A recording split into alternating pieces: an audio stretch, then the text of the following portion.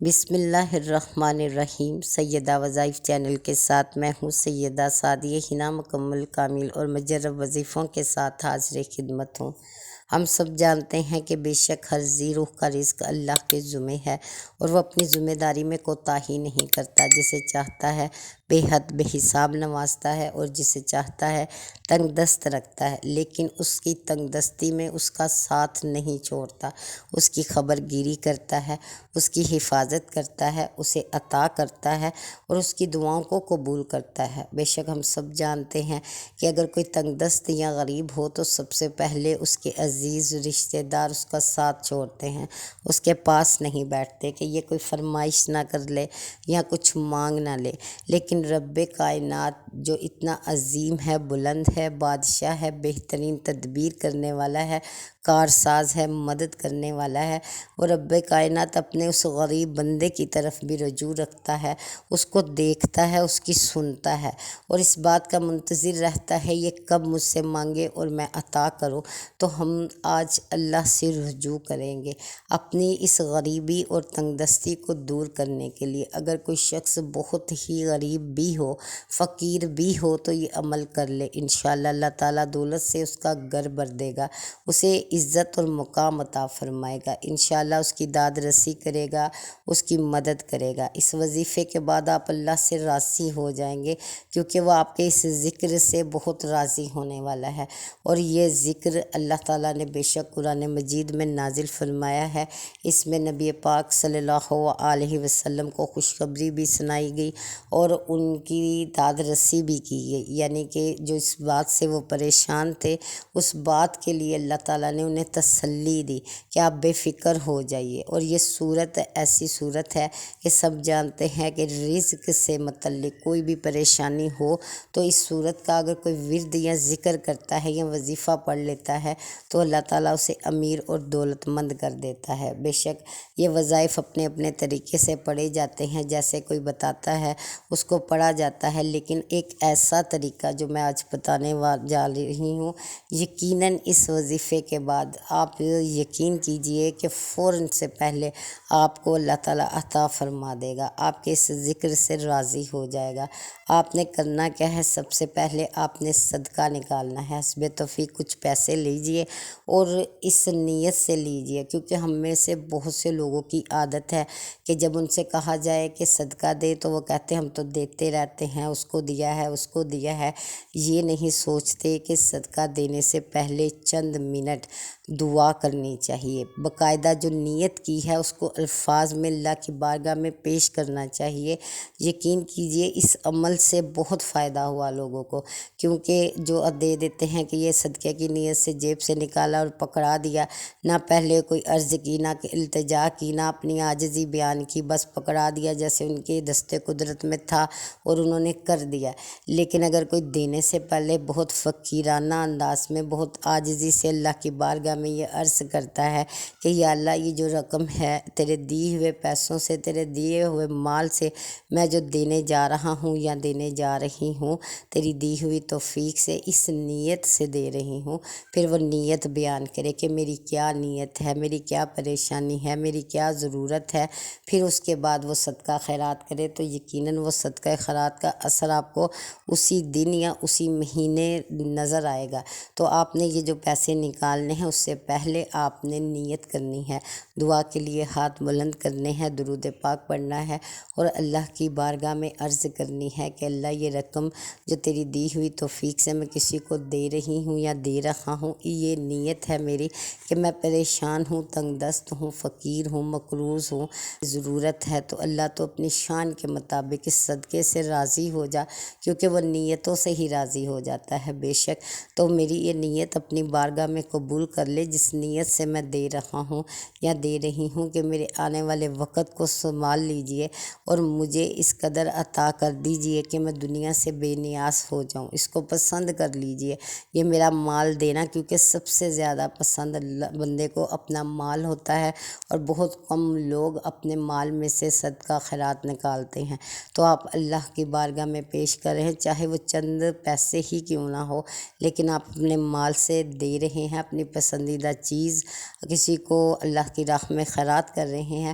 تو یقیناً اس عمل کو اللہ بہت مقبول کرنے والا ہے۔ آپ نیت کیجئے، پھر اس کے بعد دیجئے۔ اس میں صدقے میں اللہ کے ساتھ تجارت بھی شامل ہوتی ہے۔ اس میں صدقے کے ساتھ یہ بھی ہوتا ہے کہ آنے والا وقت جو بہترین ہو، یعنی آپ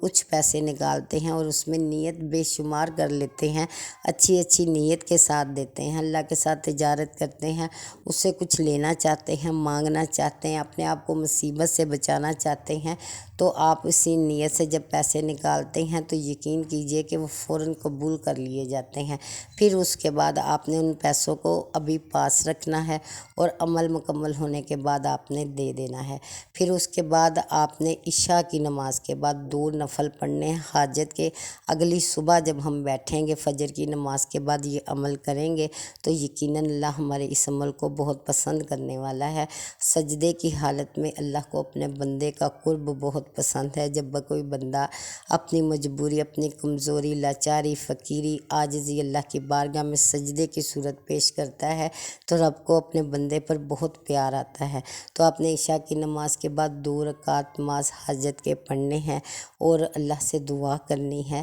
کہ اللہ میں تجھ سے مدد مانگ رہی ہوں یا مدد مانگ رہا ہوں، میری مدد کیجئے اس عمل کو مکمل کرنے میں بھی اور اس عمل کی قبولیت میں بھی۔ تو مجھے اپنی شان کے مطابق عطا فرما اور دعا کیجئے جو بھی آپ کر سکتے ہیں اللہ سے، کیونکہ نیت آپ نے کی ہے کہ اللہ تعالیٰ آپ کی ہر حاجت کو پورا کرے، ہر ضرورت کو پورا کرے۔ اس نیت سے آپ نے 2 نفل پڑھے ہیں کہ وہ آپ کی مدد کرے اپنی شان کے مطابق۔ آپ تو ایک لفظ بھی مکمل نہیں کر سکتے جب تک وہ نہ چاہے، بے شک اسی کے اذن اور اجازت سے ہر کام مکمل کرتے ہیں، اپنے الفاظ مکمل کرتے ہیں، تو آپ اس کے محتاج ہیں۔ ہم سب اس سے مانگتے ہیں، اس سے مدد لینی ہے شروع سے لے کر آخر تک۔ تو پھر 2 نفل پڑھنے کے بعد آپ نے صبح جب فجر کی نماز ادا کرنی ہے تو اس کے بعد آپ نے ایک کام کرنا ہے کہ اول و آخر درود پاک پڑھنے کے بعد درود کی تعداد جتنی بھی ہو بس خلوص سے پڑھے، یقین سے پڑھے، عاجزانہ انداز میں پڑھے اور بڑے اچھے طریقے سے پڑھے، چاہے وہ 1 بار ہو، 3 بار ہو، 7 بار ہو یا 11 بار ہو۔ اور پھر اس کے بعد آپ نے یہ 133 بار سورۃ کوثر پڑھنی ہے۔ 133 بار سورۃ کوثر پڑھنے کے بعد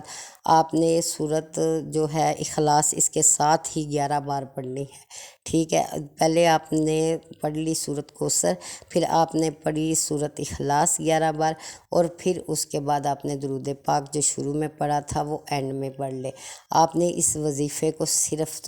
21 دن کرنا ہے اور یقین کیجئے کہ جب آپ اس سورت کو فجر کے بعد پڑھیں گے اور اللہ سے دعا کریں گے، 21 روز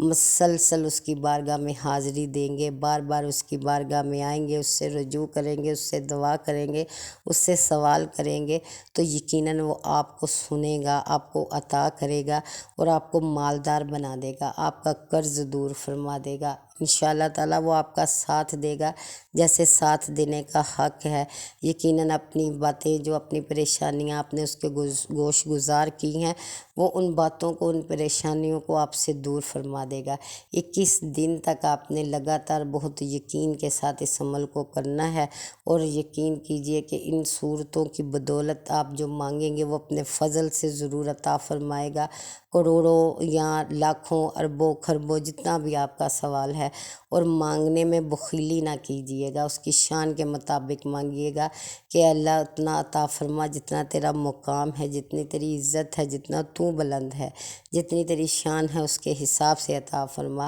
اور یقیناً انشاءاللہ 21 دن مکمل ہونے سے پہلے پہلے وہ آپ کو عطا کرے گا۔ اب جو صدقہ ہے آپ نے رکھا تھا اس نیت سے کہ آپ اللہ کی بارگاہ میں پیش کریں گے بڑی عاجزی کے ساتھ، بہت فقیری کے ساتھ، کہ اس کے دیے ہوئے رزق میں سے دیا ہے تو اللہ قبول کرنے والا ہے، اس صدقے کو آپ نے پہلے دن ہی دے دینا ہے۔ جب فجر کی نماز کے بعد آپ اپنا عمل مکمل کریں گے تو اس دن آپ نے یا تو مسجد میں ڈال دیجئے یا تھوڑا انتظار کر لیجئے، اگر کوئی فقیر آتا ہے تو اس کو دے دیجئے یا کسی فقیر کے پاس خود پہنچ جائیے۔ پھر اس کے بعد جب 21 دن آپ اس وظیفے کو مکمل کریں گے تو 21 دن کے بعد بھی آپ نے صدقہ دینا ہے، اور وہ صدقہ اس صدقے سے زیادہ ہوگا۔ یہ میں آپ کو شرطیہ کہتی ہوں کہ انشاءاللہ اس وقت تک اللہ آپ کو اس قدر دے دے گا، اس قدر نواز دے گا کہ یہ 3 گنا 4 گنا 5 گنا اس کی شان کے مطابق بڑا چڑھا کر آپ یقیناً وہ آپ کو دے گا، اور اس میں سے آپ آگے انشاءاللہ دیں گے۔ اور وہ صدقہ ضرور دینا ہے عمل مکمل کرنے کے بعد، اور انشاءاللہ بہت جلد وہ دن آپ دیکھیں گے جب آپ کی تنگ دستی دور ہو چکی ہوگی، فقیری ختم ہو چکی ہوگی انشاءاللہ۔ اور اللہ سے دعا بھی کرتی ہوں کہ اللہ وہ الفاظ عطا کرے آپ کو، وہ اعمال عطا کرے، وہ ذکر پڑھنا نصیب کرے جس سے وہ محتاجی کو، فقیری کو، غریبی کو دور کرتا ہے اور متوجہ ہو کر سنتا ہے اور عطا کرتا ہے اور نوازنے میں دیر نہیں کرتا۔ آمین ثم آمین۔